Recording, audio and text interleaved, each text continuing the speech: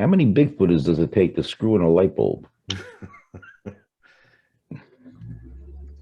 The answer is always 7. Yeah. Yeah. Don't laugh.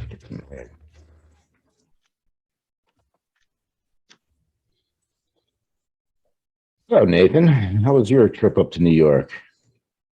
How's that pizza? Oh, the pizza's delicious. Because you were focusing so much on Strange Class or whatever. Mystery Club. Mystery Club. Mystery Club. Mystery Club. You got a fucking A plus in that thing. Only 20 minutes to Mystery Club.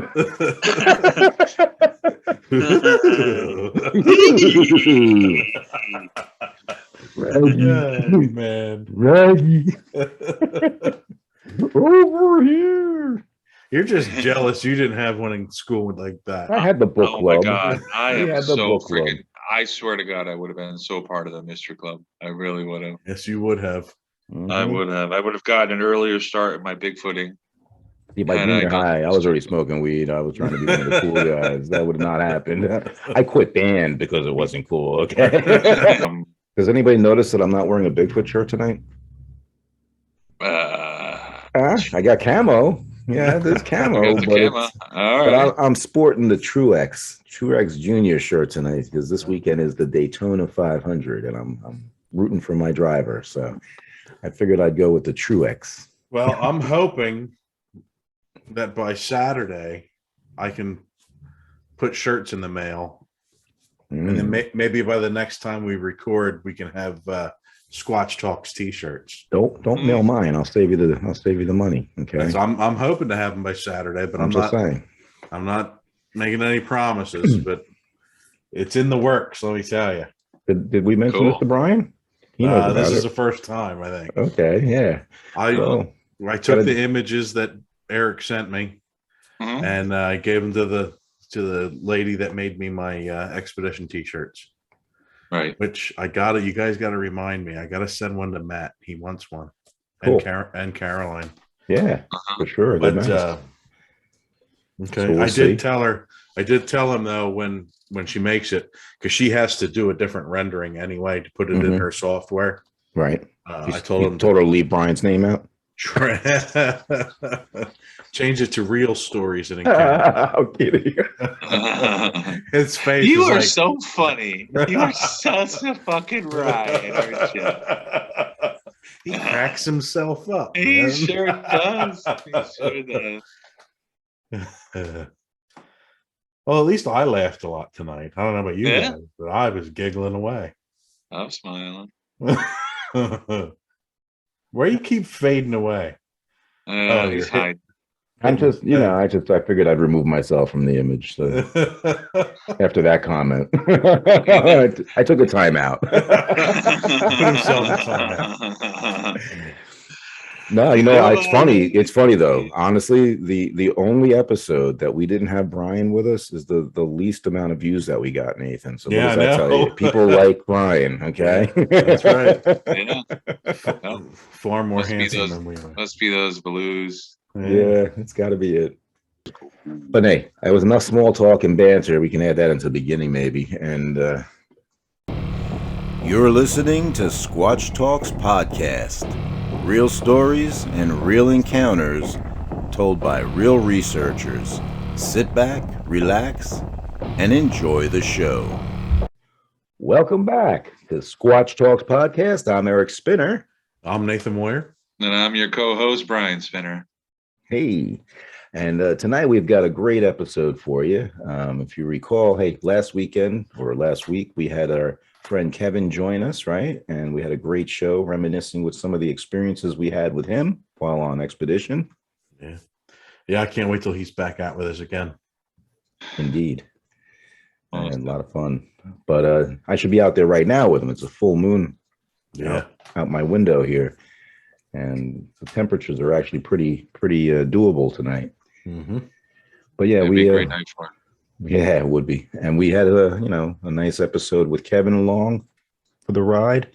Tonight, we're going to take you back up to New York. And we're going to have our friend Brian talk about some experiences that his dad had. out in the forest. Isn't that right, Brian?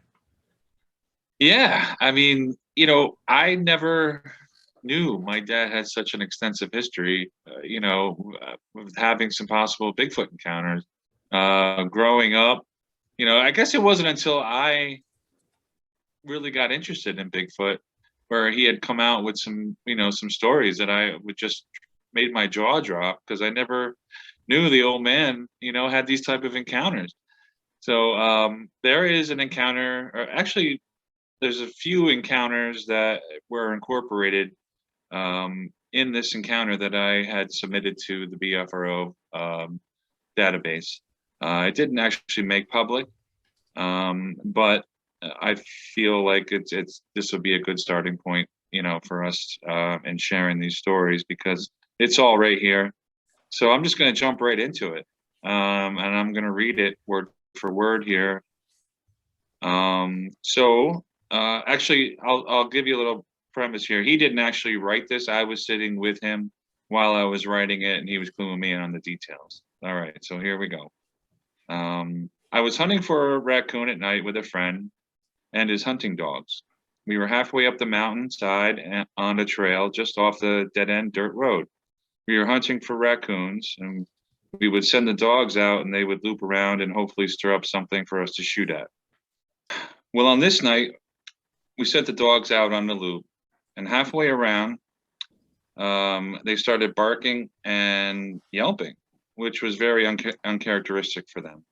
It was at that moment my friend and I noticed a very strong odor. It smelled like rotten eggs and old garbage and body odor all mixed together. The dogs were still yelping, came running back towards us. They didn't stop and continued running back to the car. Having witnessed the dog's strange behavior and the foul stench, my friend and I became a little nervous and headed back towards the car as well. On the way back to the car, we heard what sounded like large branches breaking, which prompted us to move somewhat faster. When we got to the car, the dogs were cowering as they waited for us to let them in. They got in the car. We all got in the car and drove off. So some more details that I did not add to this was that my dad said it sounded like a train coming through the woods, towards them. Branches breaking, snapping, rustling, movement. And it was coming at them at a pretty good clip, when they had noticed it. And he said the fear factor was something like he had really never felt before in the woods, because, what is this thing coming at us? What's breaking these branches? What is it that these dogs, one of them was pretty ferocious. I think he was a shepherd. He was a really good hunting dog, and he never got scared of anything. He would tree bears, he would, whatever. Wow. And whatever it was, hightailed these three dogs, back to the car. And he said they were basically hiding, trying to scramble and get underneath the car, which was, another key factor here. Dogs don't act this way unless there's something scaring the crap out of them, and there's not a whole lot of things that do that, and if you are privy to Bigfoot reports, you'll notice that they don't, dogs being nervous and scared in their presence, is something very common. Oh yeah, that's for sure. Yeah. I can tell you, what he was saying about the train coming through the woods, the I don't even know how to explain it, but yeah, it's an intense kind of feeling, that's for sure. Have you experienced that yourself? I did, yeah. Wow, that's great. Yeah, we'll tell that story later. Sorry. Yeah, no, that's cool. So within a quarter mile of his first incident, maybe within a year or so after his first encounter, a friend and I heard a strange noise in a cornfield located to the right of the house that he was living in. It was dark, but we entered the cornfield anyway. We had our shotguns for protection because you can't see a thing when walking through the cornfield, especially at night. We got about 100 yards from the house and we heard what sounded like a woman's scream but there was a growl mixed in with the scream. It was very loud, he said. It was like nothing his friend and himself had ever heard before. It occurred about 50 yards from the house, which alarmed him because they had just walked through there. So I guess it had come from between where they were and the house at that point. They ran back to the house to find my wife and friend standing on the porch, alarmed as well because they had heard the scream from inside the house. I had two more experiences occurring this year, September and October of 2004. I had witnessed a deer get hit by a car. I watched the injured deer wander just beyond the wood line at the back of our property and collapse. I went to check out the deer, and sure enough, it was dead. I had been a hunter all my life, and I'm sure it was dead. That night, I told my wife about the deer, and she said that we ought to move it further into the woods so it does not stink up the property when it decays. The next evening, my wife and I went back to see if we can drag the deer further into the woods. Just before we got to the wood line, we smelled something similar to what I had smelled back in '75 when I was raccoon hunting on that mountainside. We got to where the deer was, and it was gone. No drag marks, no scattered fur, nothing. So I was present during this time after the deer had gone missing, and I was also present to see this deer, which was, his intentions were to see if he could get any meat off of it. All right, love deer meat. He just wanted to get some deer meat off of it, but it was littered with ticks, right? So it was the next day where they had decided, let's get that thing off the property, let's drag it back so it doesn't stink up. And that's when I was also present and the deer was missing. All right, like I said, no drag marks, no nothing.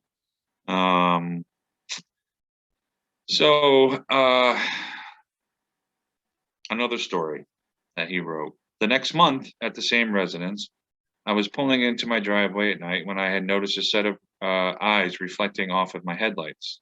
Now, I've seen hundreds of deer in my headlights throughout my life, but these were different. They were positioned approximately 7 to 8 feet from the ground. I repositioned the headlights in the same area to double check what I had seen, and the eyes were gone. I never attributed any of these occurrences to be related to Bigfoot until my son exclaimed how similar they were to other reports. So, this area where this stuff has happened, there's like a 5 mile, let's just say radius of reports. And I was just counting on my mapping project on Google of all the reports and incidences over the years. And it looks like there's about 15 of them within this 5 mile radius. Naturally, to say that this is part of my research area, there are things like, woman screaming, footprints found, footprints in the snow, a baby horse abducted, class A by a farmer who quit after he saw it. Of course, my dad's report. Yeah. So there are several, and then there's more class A's just over the mountain. People have seen while driving on this one road. So this is, all significant. And also to add to this, another one of his stories was that when he was 12 years old. Now, mind you, he had never told me the story, even knowing that I was into Bigfoot until about 2016. All right. And this was a story that he did not at all feel comfortable telling. I don't think he told very many people in his life, but he had an actual class A. So he had an actual class A. His class A was from when he was like 12, 13 years old. He was doing a shortcut through a swamp. And it was the wintertime. And as he was coming around a bend, he saw about 60, 70 yards ahead of him, tall, upright, hair-covered figure, walking bipedally, did not turn to look at him while he was viewing it. It was just walking straight ahead to in a direction that was northeast. And he said he saw it. He got freaked out. He was really scared, and he turned around the opposite direction and went to town the other way. But I'm guessing that he had told this story to somebody back then and was pretty much given the, told that he was crazy. So he never really mentioned it and didn't really feel comfortable mentioning it to me. But, that was his class A on top of everything else that he experienced. And I think that, I believe every word. He sees my dad, looking him in the eyes. He's got no reason to, yank my chain for any reason. Right. And the other thing that he waited so long to tell you any of his stories, even after he knew you were researching Bigfoot, kind of like he waited to make sure there were other people out there other than him saying something similar. There was enough other people out there, he felt comfortable.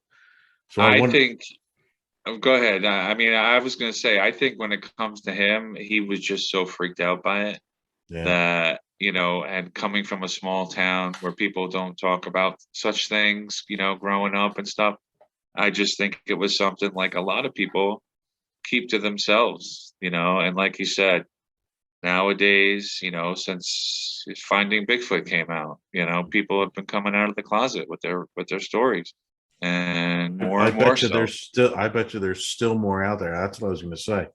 How many people from that era wouldn't tell anybody? Yeah. And there's still people like that they're not going to say anything because they're not getting ridiculed. Oh yeah. Yeah. So I just wish they'd all come out. If everybody that ever saw one would say something, I bet you there's a lot more reports out there that are unknown. Yeah. People don't feel comfortable. They just really don't, and I feel like in light of everything, that Sasquatch related these days, it's all over the place. It's so big, and it's only getting bigger. More and more people I see on Facebook are becoming followers, and a lot of the sites and stuff. So, I think it's good. And I think what we're doing here, as part of our mission is just trying to inform people, of what we know, or we possibly know, or even our theories or anything else. So, but yeah, it's really cool that my dad had these experiences. He's, my uncle had an experience, probably within a half a mile from there when he was hanging out at the power lines with his friends drinking. And this was probably back in the late 70s, where they heard some really strange howls coming off of that mountainside. So, just another little story from the family, and, That's bringing really it all great. to Those you. are cool stories, and Yeah. one thing I'll say is that it was really great when I came up to visit with you and Catherine that you took us on that little tour on our way out to go fly the drone that day. Yeah. And I got to see firsthand some of these places that you've talked about. I even saw the house where they were living when the deer, was taken. All right. Yep. Like, there's the house. There's the house. Yeah. But yeah, and I just want to, for the listeners who might remember, in a previous episode, you had talked about, I think, your dad shooting the deer, right? I think we did record that. So obviously, when you're submitting the report to the database, you kind of altered it a little bit so that it didn't seem like he was hunting or shooting an animal out of season, right? So, right.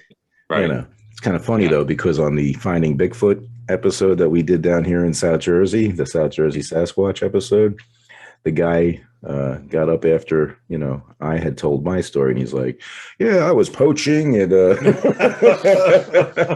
actually in national TV, he's talking about poaching out in the Pine Barrens. Right. I was like, did he just admit that? That's pretty cool. What are they going to do? They're going to come after him years after the fact. Nope. You said you were poaching. Can you prove it? We have solid evidence that you admitted on national TV that you were poaching. But yeah, it was kind of funny. That quick story. I don't want to interrupt. This is a great story you're telling about buffalo. The buffalo stories. I think we've got them all in. So, that's cool. And it was great meeting your dad up on Expedition and getting to steal his barbecue grill and everything, and Yeah. cooking for other people with it. He had a really great. Quick story though, Go ahead. with regards Go to ahead. this poaching episode, right? We hung out with them. I actually, after we did my recreation for my story, which got cut onto the editing room floor, right? All day long, they hand me a walkie-talkie and they're like, hey, lead us out to that other spot you took us to, right? Because they wanted to do Phil's reenactment. So here I am leading the crew and the cast, like, 5 vehicles and a U-Haul truck full of stuff. And I'm leading them out to this other spot in the Pine Barrens. And it's funny because I passed the road that I wanted to turn left on, right? So I'm like, can we everybody back up? So we get to this place, right? And we get all set up and everything. And Heather and I are just hanging out watching the process of how they go about filming one of these things. And we're up on top of this little hillside. And I hear over the radios, Eric up there. And one of the producers radioed up and said, can you have him come down? So I go down and she says to me, hey, do you know anybody around here that has a shotgun? I said, Natalie, we're in Chatsworth. Everybody has a shotgun.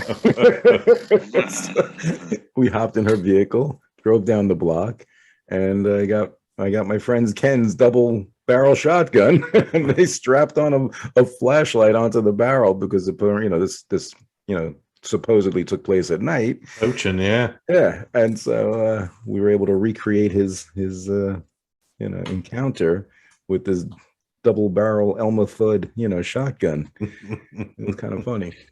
That's cool. Yeah, That's cool. So anyway, little behind the scenes activity, just like what we were just talking about with the deer, But Right. Those stories, man, and I can't believe he kept it from you. He didn't tell you. Like, I'd be like so pissed.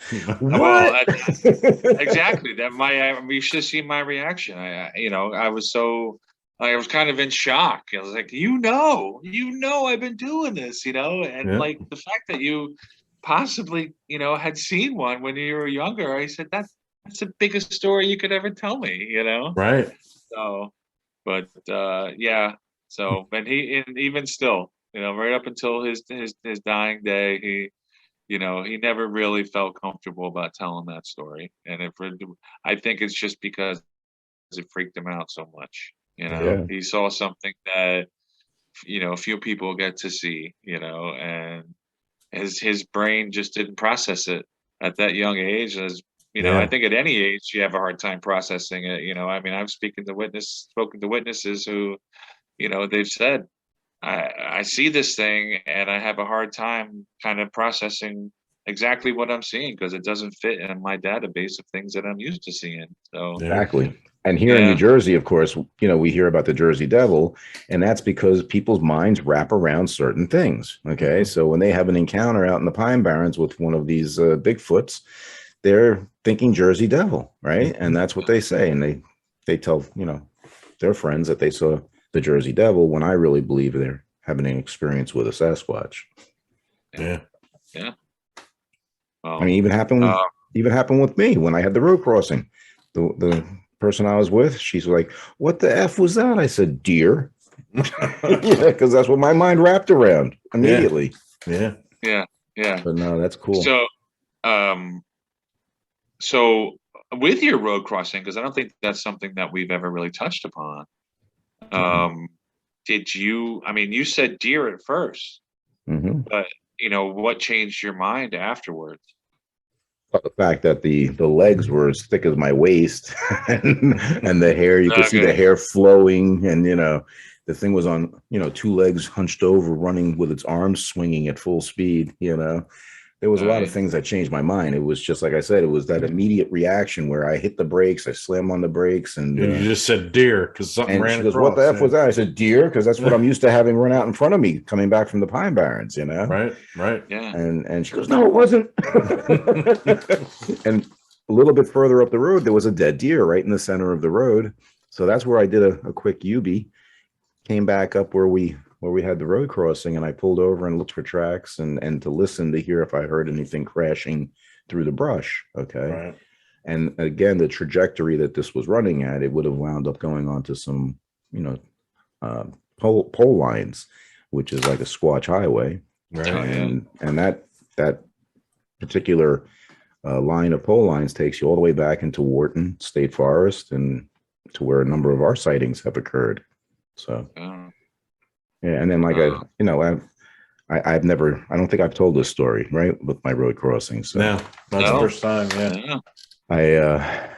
I didn't go into any great details, but we wound up, just like I said, going home after that. I didn't do any other follow-up. The next night, though, one of my customers' daughter-in-laws had the same exact thing happen to her, same spot. Wow. And then a year later, another woman going in the opposite direction had the exact same situation happen. So we always joke around, hey, we should just put up a game camera here, Right. Yeah. Sit here and hang out. Yeah. Squatch crossing sign. Yeah. Mhm. I mean, that's It's funny really too. cool. It's happened more than one person has seen it in that spot. And it's what's really cool is that there's a sign actually right at this spot that says, welcome to my town. I could put a Squatch, I have one. I got a Bigfoot crossing sign right there. I could just add that to the welcome to Medford sign. So I'm assuming that you've done some sort of follow-up with this throughout, after the fact.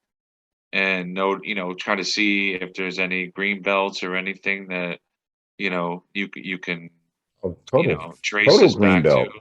No, like I said, it's like a total straight direct line into Wharton. Okay, and that's an area that, of course, you've been to with me, and a number of sightings have occurred in this area, including there's trailer park right 100 yards up the road, where I'm sure people have had some experiences. Total green belt. I mean, there's no doubt in my mind that this was accessible, and I believe this was an opportunist. It was March 18th, early morning hours. It was St. Patty's Day, and we had gone out to the Pine Barrens. It was kind of dreary out and cold and misty, so we wrapped it up. We wrapped up our investigation around 12:30. And this happened about 10 after 1 in the morning, on our way back. And we weren't talking about Bigfoot. We were just discussing the tunes on the radio and, not thinking Bigfoot. And it tore out right in front of us. Like I said, I had anti-lock brakes. That's when I was with my car. I didn't even have the truck back then. Mm-hmm.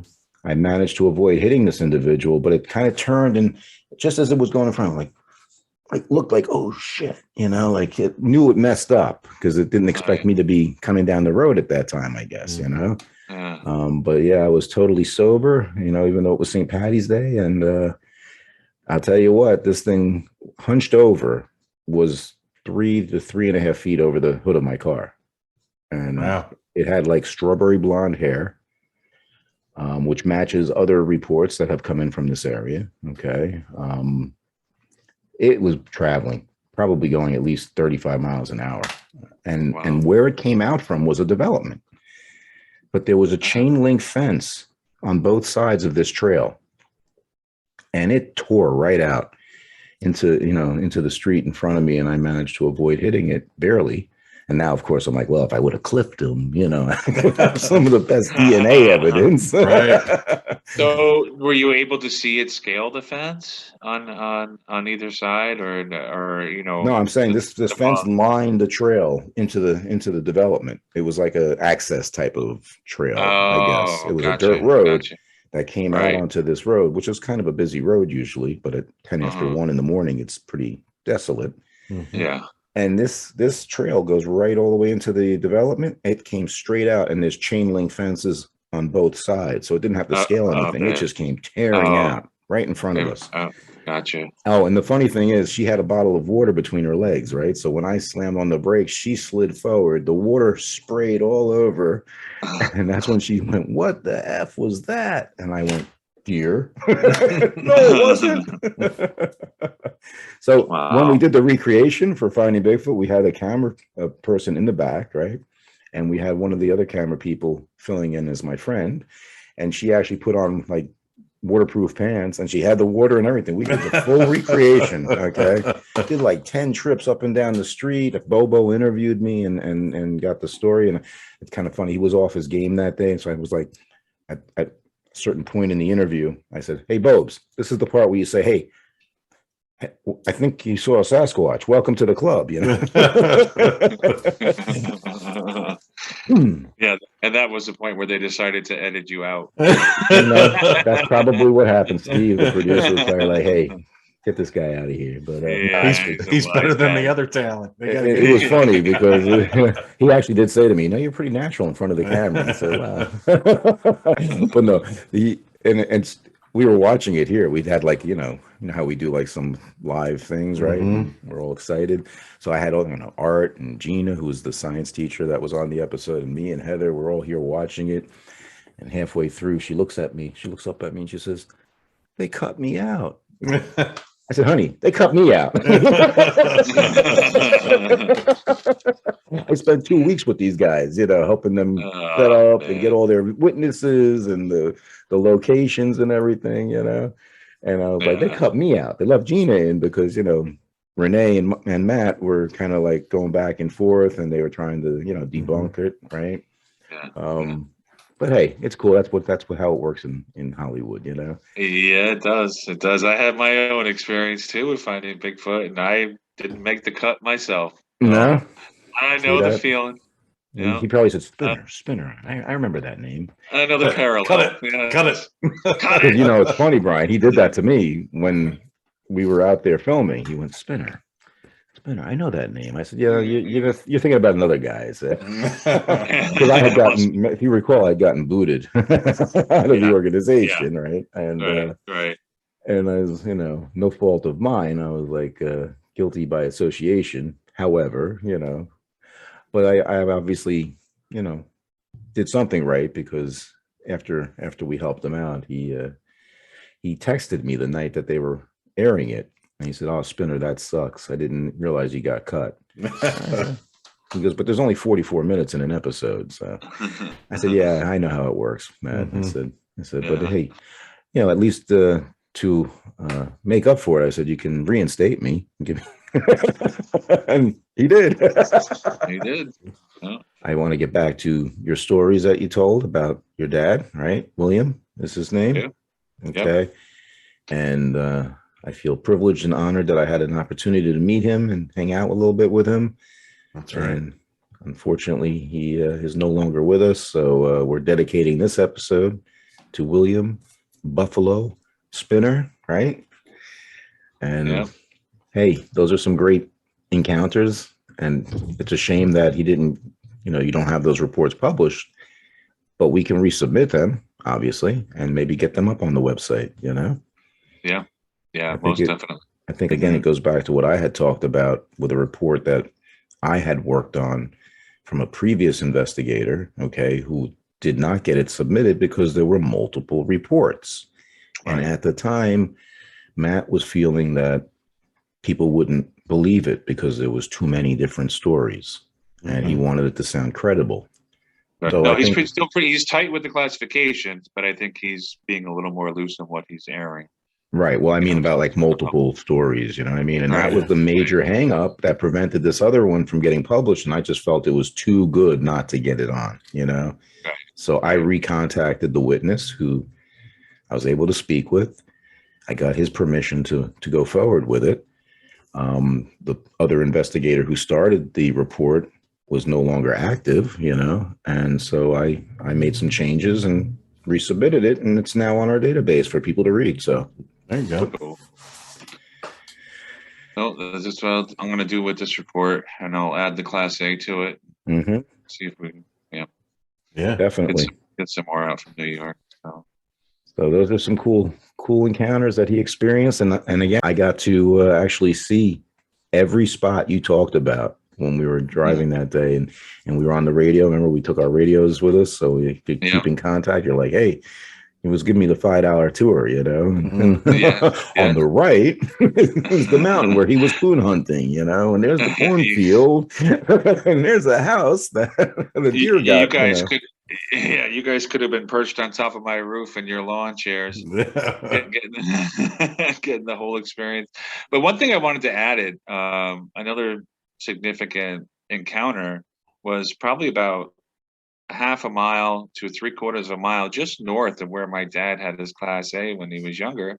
A good friend of mine back in growing up and stuff had an encounter that he was told he was pretty much crazy when he told people about it.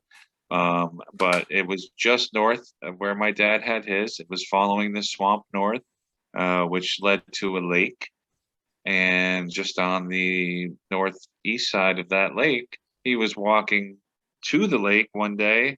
And as he was looking up, because it was kind of, an incline where he was walking, pine trees, he looked up and what he saw was a kind of like a shimmery hair of a bipedal something walking across the path, not on the path. He said what he remembered was that the sun was in the background and he could see all the hair from every part of its body that was shining through kind of glimmer in the sunlight. It didn't stop. It didn't do anything. It just walked across a non-beaten path towards going towards the north end of the lake. So just another little story to go to, that particular site where my dad had his encounter. So You also mentioned, Brian, that there's 15 various reports from within a 5-mile range of where your father experienced all his activity, right? yeah. I was looking on my phone earlier because I thought I had sent you guys the link to another organization, the Western New York Bigfoot, group, right? Yep. They had posted something about sighting reports in their neck of the woods because they're I think a little further north. But I noticed that there was a few from your area that they had mentioned. Mm-hmm. And I believe that there's a guy that had a recent activity not far from you, right? And you're going to try to reach out maybe and get a hold of him and see if there's, something you can share with us about that. Yeah, he heard pounding on his house and he had found footprints in his yard. I saw the photos and definitely looked like some kind of large print. I think he was claiming they were somewhere around 18 inches long. Wow. They were in some high grass, so it was kind of hard to see any distinct details. But the pounding on the house, that's another something that people experience. Oh yeah. Yeah. Lapping it, as they walk past. Yeah. Especially, there goes my pop blocker. Especially when they're doing a habituation type of a setting, right? And you forget to leave food out, or if the food stops being left out. Right. I've heard some times where they kind of get a little annoyed or irritated and they start smacking the house. Yep. Yeah. Well, it's funny because the one location where my parents were living, where they had the deer just kind of up and left, no sign of the deer anymore. The landlord of that property had come up to me one day and asked, I think because I was there or something, but he asked about, what bangs on the side of a house because it had happened to him. Now he was like 85 at the time, and he was like seemed very genuinely concerned about this thing that banging on his walls, and at first I'm like, okay, could it be Sasquatch? Could it be paranormal, ghostly, something like that? But if I walked around the whole house, I didn't notice any dents in the siding or anything like that. So I was pretty confused, but also intrigued by it. But the banging on the house is just. And that's one thing, we've Heather and I have talked about is, maybe getting a home that's like bordering on like Wharton State Forest or out in the Pine Barrens. And on one hand, it sounds so appealing to maybe have like a habituation setting, right? Yeah. But on the other hand, do I really want to be getting up at 2 or 3 in the morning to, relieve myself and look out the window and see, red glowing eyes staring at me through the window? Yes, I don't know. Absolutely. I don't know. At this stage in the game, I don't know. I really don't. Do I want them slapping my house, it's a tough one. I honestly. Well, that's something when it comes to habituation. I think there is a certain amount of control that you could have if you know how to. So say they start getting out of control and doing things and being intrusive and doing things that you don't want, which is something that does happen. Yeah. If you just bring tech to the woods, they'll stay away. Yeah, if you put up, trail cameras, Cameras, they'll stay away. Spotlights, that kind of stuff for sure. No, you're right. There are ways of preventing it. Yeah. But I've heard some stories, man, that I just don't know if that's what I really want at this point. I'd rather, and then of course there's the tales that we hear where people say they actually follow them home, right? And they wind up having things like Nathan left in their backyard, right? Yeah. You never know. I mean, I think it's something that maybe Brian, you had talked about too, right? Some things that potentially followed you back to your house because you're not far from your research areas. My research area, there's a green belt, there's trails, Total. there's you got a green belt in your backyard. What are you talking about? Yeah, pretty much. So I feel like they've traveled in my backwoods, so. And you've heard things right out your member. You were telling me that story last month. I've heard knocking. I've heard screaming. Catherine woke you up, if I recall. Yeah, she woke me up and she said, "Did you hear that?" She heard something doing an odd knock noise with some kind of grumbled, snarly vocalization followed. And we've heard foxes, we've heard coyotes. We've had bears in our neighborhood. So it's definitely a green belt for all sorts of wildlife. I mean, I've seen bobcat, and I have played every single recording that I could have. Yeah, to Catherine and saying to her, "Hey, did it sound like no, didn't sound like. Oh yeah, it just sounded like okay. What you heard that night was a fox, but it didn't sound like this, that, something else on the other night." So, yeah, I feel like they definitely have. They travel through my area, my home. So we had talked a little bit about some ideas of what we were going to potentially talk about tonight, and we were thinking New York. We had that New York state of mind, as they say, right? And you said that you felt comfortable talking about your dad's experiences, and we had discussed that earlier. So that's the direction we took.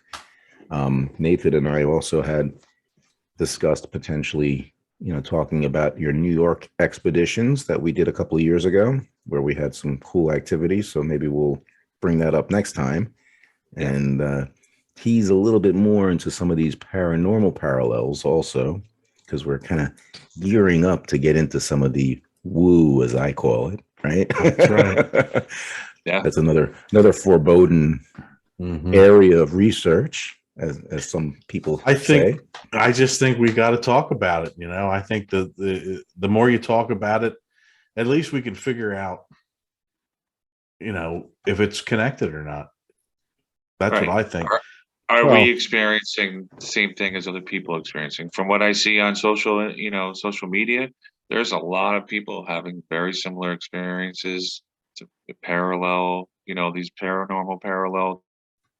Yeah, we brought it up. We brought it up with Kevin last week, remember, and talked a little bit about one of his experiences at your expedition. So again, I'm just saying we're kind of teasing it a little bit, so stay tuned. What's happening is we talk about it and then you get cold feet. Well,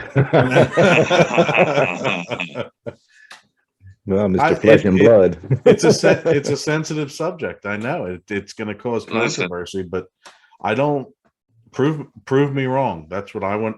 I want you to tell me what it is. Yeah, right. Show it to me. I'm all about the evidence. I agree. Even Art said to me last time we went out, he's like, my researching mindset has gone into a different direction since he's been hanging out with some new friends of ours that are paranormal researchers, right? And they've been teaching him some of these things. And he actually said to me that I'm kind of going in a different direction. And I'm like, I said, come back to the light, Don't come to the dark side. Listen, I used to be flesh and blood all the way. All right. These things eat, sleep, live, breathe, eat, drink. everything that we do on this earth, they just do it in the woods. Okay. But when I had my experience, it changed my whole thought on everything when it comes to these creatures, you know. And Nate's you guys have both heard this story many times. Nate believes that somehow it's a ghostly type encounter. I don't feel so. I don't feel that way. Well, and that's the other thing. That's why I want to talk about it, because I just remembering the parts of it that I remember, I always go paranormal with it. And I'm waiting for you to show me why it's Bigfoot related. Does the Squatch shit in the woods? Does the Squatch shit in the woods? Yeah. No, actually, I have it on good. What's the word? Authority. Authority. Thank you. I have it on good authority that they actually have been seen defecating in a lake.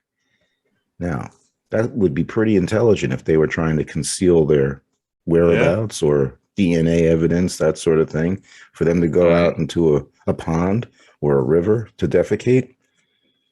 So that's where we need to get some of this eDNA material collected, you know? Yeah. And send it in to have it analyzed. But hey, I'm going to let you guys tease all you want about the woo, as I call it. But I love, you know, Brian's he coined the phrase paranormal parallels. That sounds cool. We could make up a whole podcast just on paranormal parallels, you know? But again, as I said, I want to do this episode in honor of your dad, and we'll talk about that maybe next time. Sounds great. Yep. Can't wait. Yep. So just remember, all your listeners, like, share Squatch Talks podcast. And in unison, subscribe. That is some poor unison, but we'll get better. Yes. No. We've actually, you know what? I have to thank all of you who have tuned in and have shared it with your friends, because the channel's growing. With your support, we'll continue to be able to do this, and hopefully do some more live feeds. In fact, maybe even this weekend. Hey, right? That's Nathan? right. We're going to try to get that happening. We'll be airing a new episode Saturday night, by the way, at 8:00. And I'm going to be heading over to Nathan's side of the river this weekend to spend some time with him and his family. So hopefully we'll get out there and try out that new 4K camera, right? That's right. My new night vision, my new IR torch. And we got the IR torch that Brian talked about. He got it to Nathan, and we're ready to test it out and see what kind of illuminating we can get. Awesome. I hope you guys have some great success, or, you know, at least in figuring out the equipment, getting all that up and running, and hopefully. And, you know, unfortunately, it's on Saturday when you're spending time with your lovely lady, Brian. Otherwise, I could bring you in on the phone remotely. But we'll do a teaser. We'll do a teaser. Well, okay, but we're going to test out the camera, and hopefully we'll get some new material to add to one of our upcoming episodes. So maybe we'll throw a Facebook Live out there for good measure. Maybe see if we can do a test run.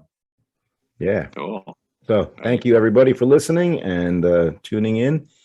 And remember, subscribe. I'm going to edit that. Subscribe. Till next time. Have a good night. Take care, folks.